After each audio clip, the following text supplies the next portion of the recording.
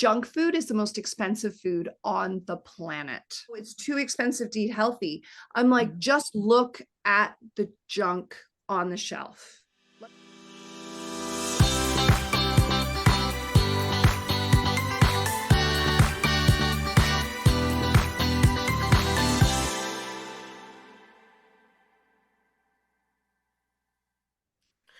Okay, hi everyone. Welcome, welcome, welcome. I hope you're having a great day. And we are your hosts, Luigi and Dana from the Canadian Health and Fitness Institute.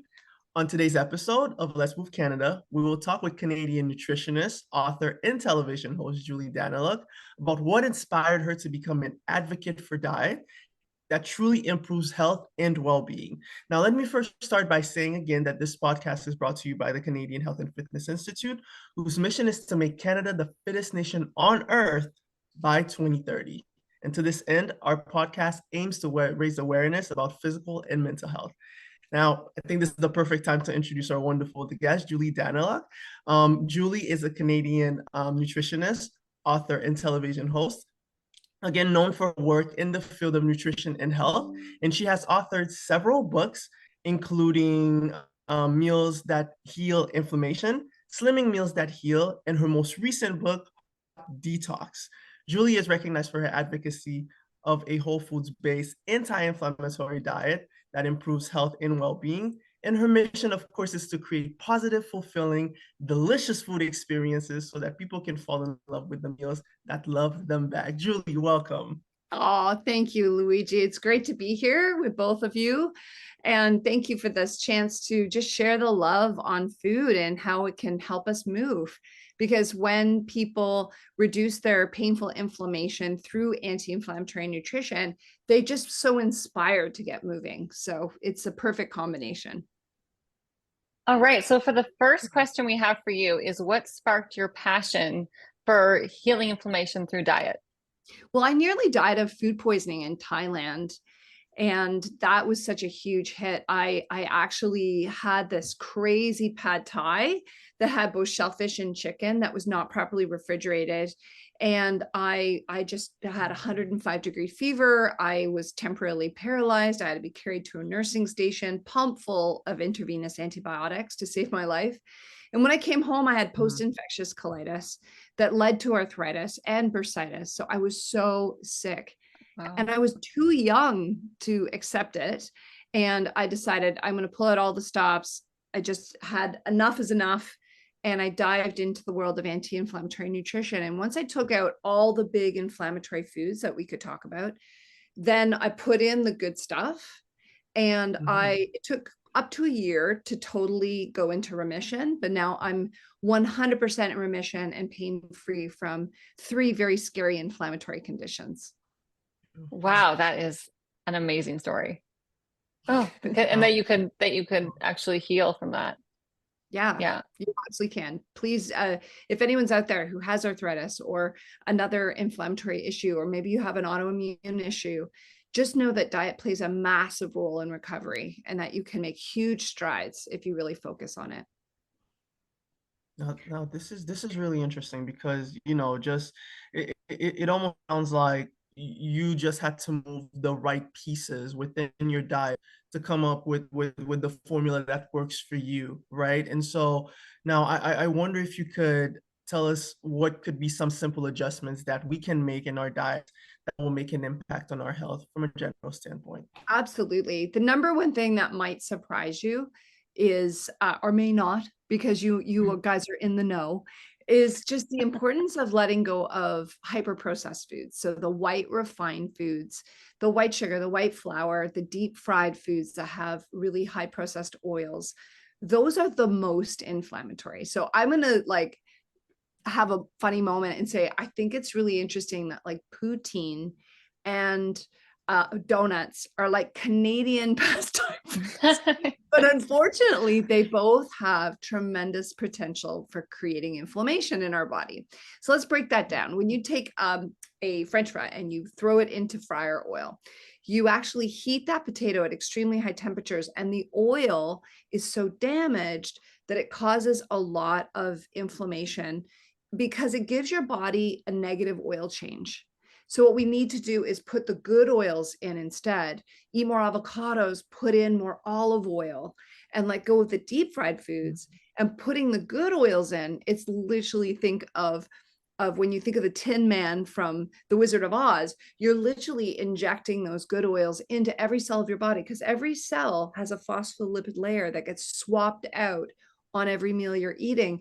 So you can imagine how in a few months of eating these anti-inflammatory oils, the good stuff like mackerel and herring and sardines and really good fish and algae and seaweed and really good quality greens, green veggies, you're giving yourself those omega-3s and the good quality organic eggs that are made with flax feed as well. You see those everywhere. Those are really inexpensive options that will truly help you give yourself that oil change and feel the relief of pain. So there's the potato issue. We'll park that one. And then when we look at something like a donut, let's face it, it's got the white sugar and the white flour in double measure at a high intensity, which spikes your insulin. And when your blood sugar is really, really high, you actually create this crazy inflammatory response on every cell of your body. It's called glycation. So what I find interesting is sugar and flour causes you to age. And if we break down that acronym of age, it's literally advanced glycation end products that cause cataracts in your eyes, arthritis in your joints, and terrible inflammation on your gut lining. And it weathers your skin. So I find it so funny that sugar is a massive driver of pain and inflammation, but we're all addicted to it. So if we can just break up with this one food stuff that's in a lot of things, but if we can really target getting off sugar, it will make a massive difference in people's real desire to get off the couch. There was a brand new study that was just released saying that people who ingest deep fried foods, like the donuts, like the French fries, if you eat those regularly, you have a 12% higher chance of anxiety. So I know that we're here to talk about physical health and mental health. We got to address inflammatory foods. Well, that is so inspiring for me to start cutting out all the foods I love. No, I'm not that bad, but donuts. I love donuts and poutine too. I can make you all natural stuff without the sugar and out the flour. We could roast it off in the oven and use good oil. That sounds great. Yeah. So there's always a way around it. I'm sure you have a recipe for that in one of your books. Yes, no doubt. Yes. I have. Okay. I think I have like really great cookies, muffins, cakes, you name it. I haven't quite done a donut. I need to do a baked donut. So thank you for inspiring me. I will get on that. How about a poutine recipe? Do you have a roasted poutine recipe? Healthy? Yeah, that would be really good. I have really delicious roasted veggies and I have a great gravy. So all we got to do is put this thing mix them together.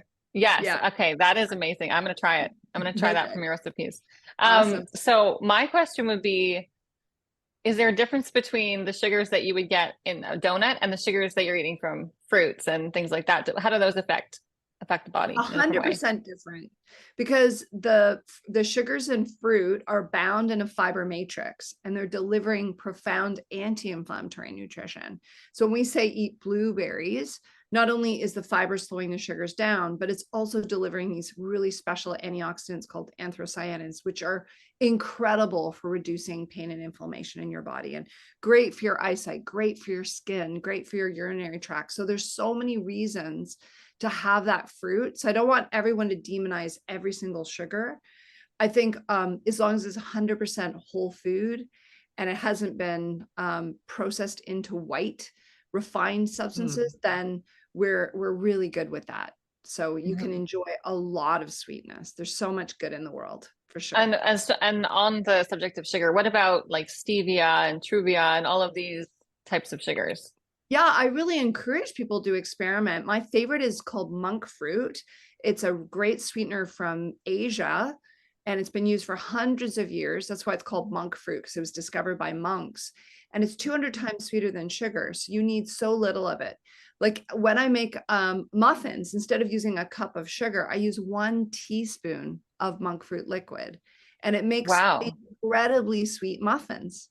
So that's Oh, really wow. inspiring because you don't have the calories, you don't have the impact of the blood sugar spikes, and you're reducing inflammation, but satisfying your sweet tooth, which is extremely important for people. If you don't Mhm, have something sustainable, then you're going to fall off it in like 2 weeks. But if it's what I like absolutely. to call a live it versus a diet, right? You got to have a live it lifestyle, like something that tastes so good that you just stick with it because you're like, oh, this tastes as good as a regular muffin. I don't really need regular muffins if I have this, right? So that's Right. really inspiring.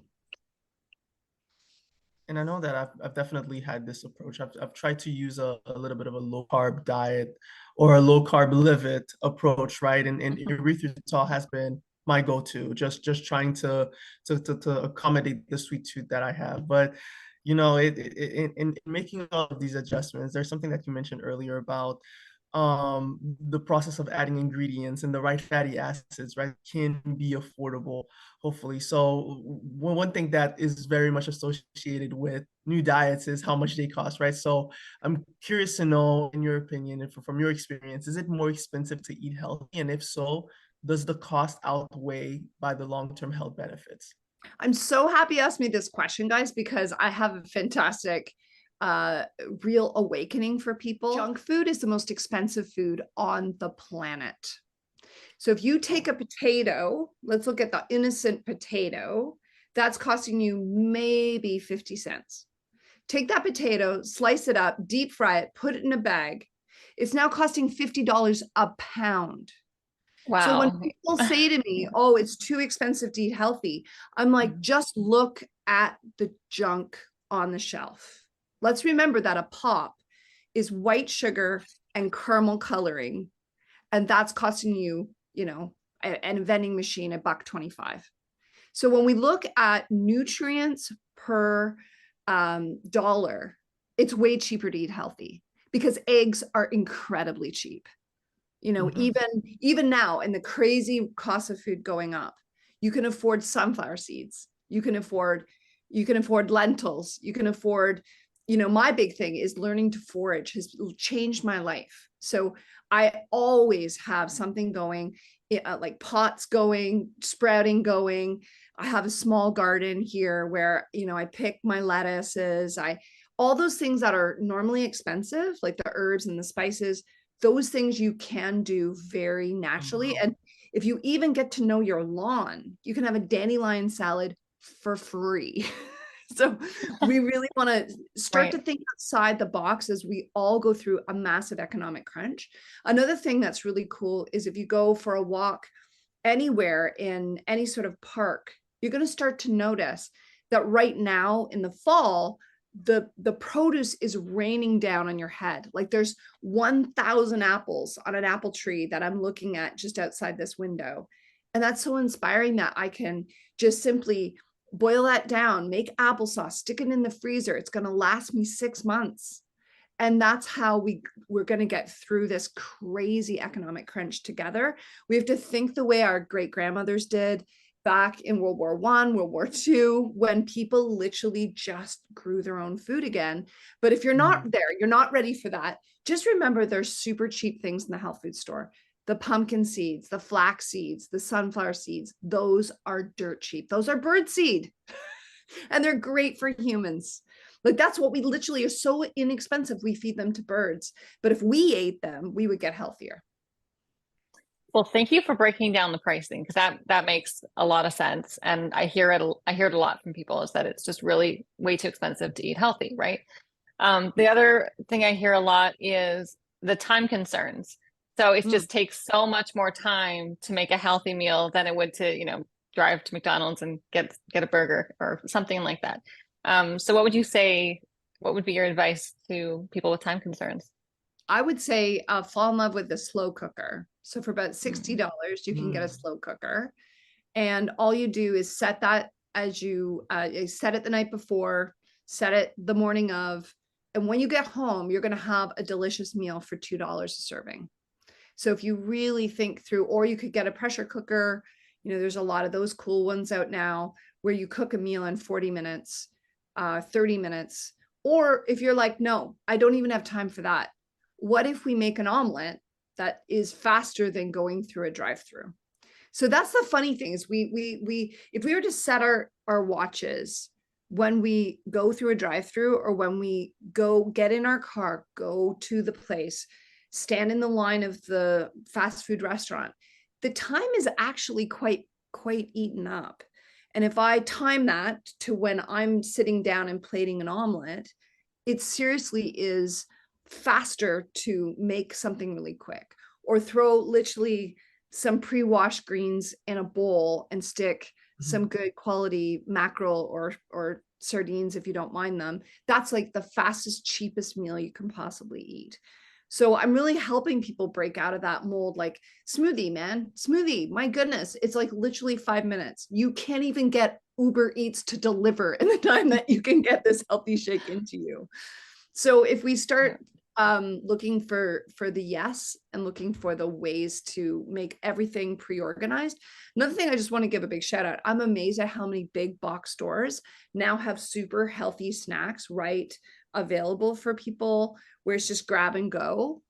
And that is probably the same price, if not cheaper, than some of the chocolate bars out there or the fancy desserts you get at Starbucks. You know, looking at those grab and go items, they're ridiculously expensive. So I just really try to help find those solutions for people that work. Thank you. Thank you again for breaking that down. Now, one thing that always comes up whenever people are selecting diets is detoxing, right? So I'm so curious to know what your thoughts are on a detox, right? On a cleanse, on cleansing and detoxing.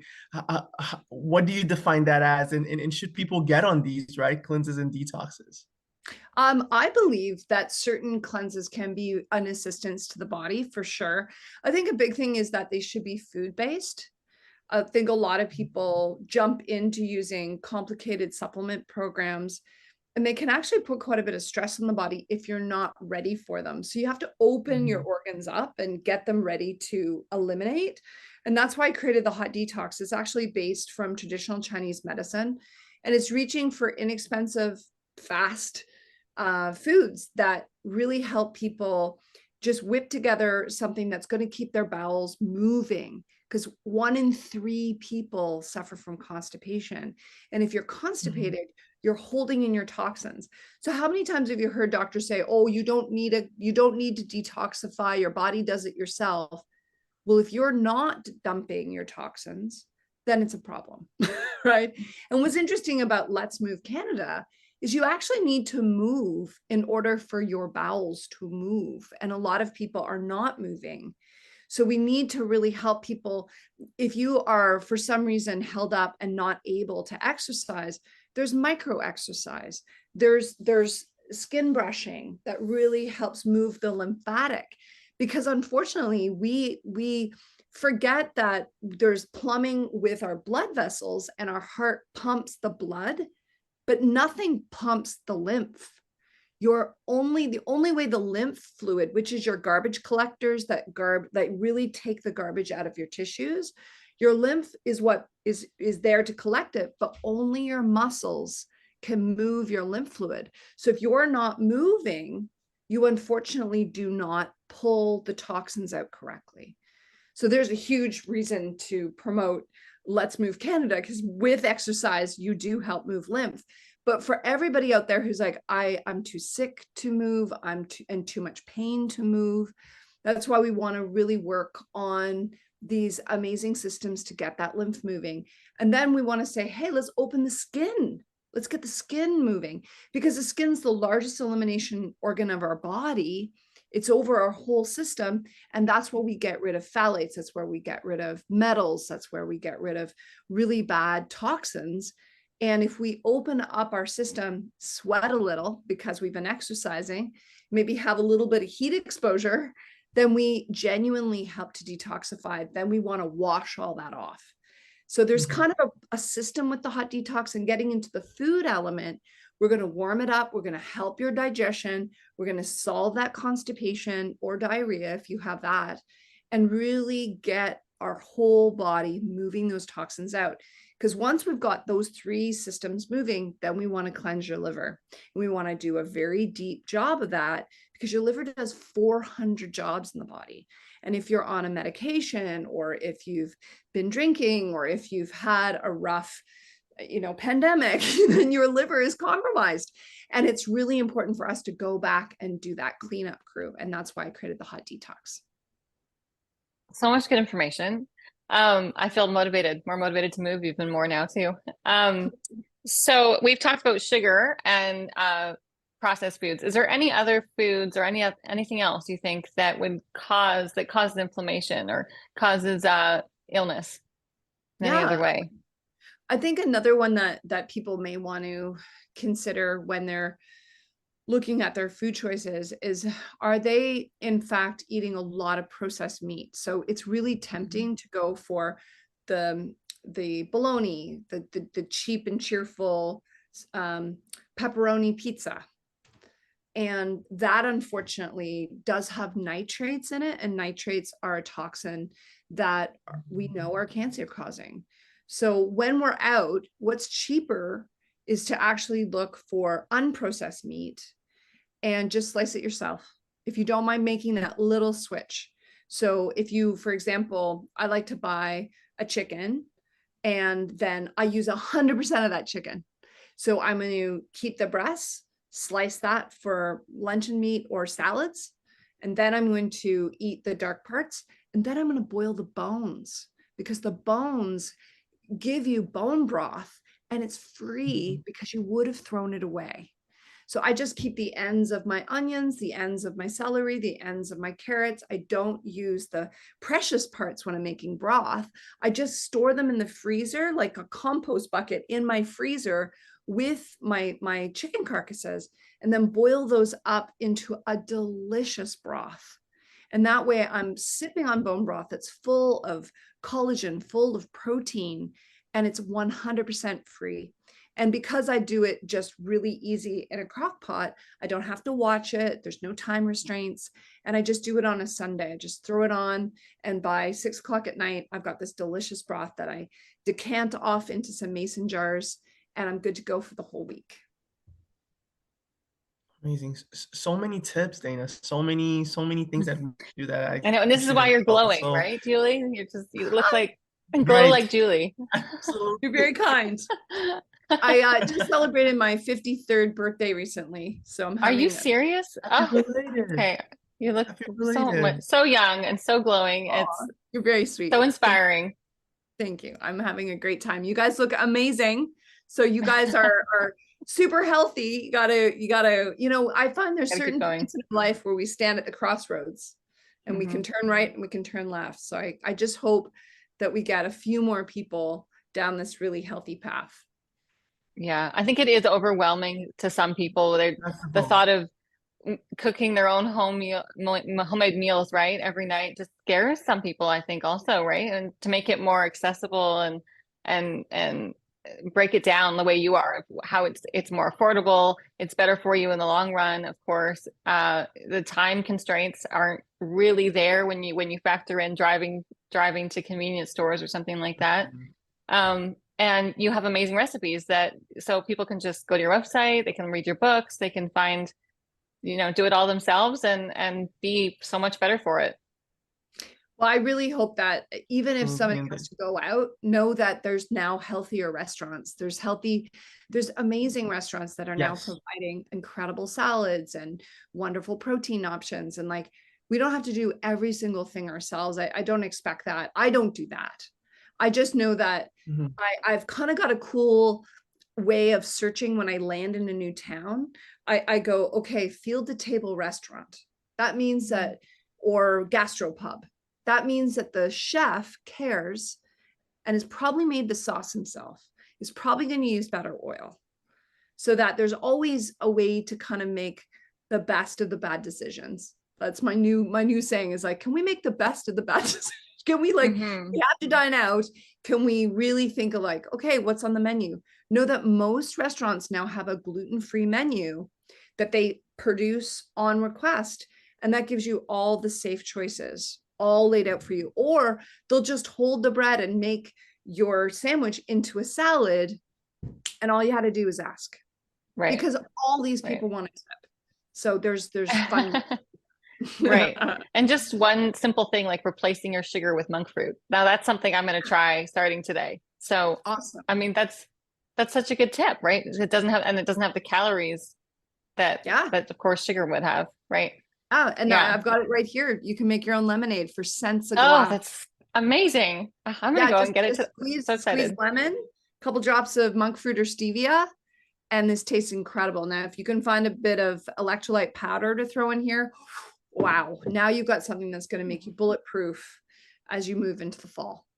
This is the question that I think will really bring everything together. And this is, what advice would you give parents around creating a healthy relationship with food for their children?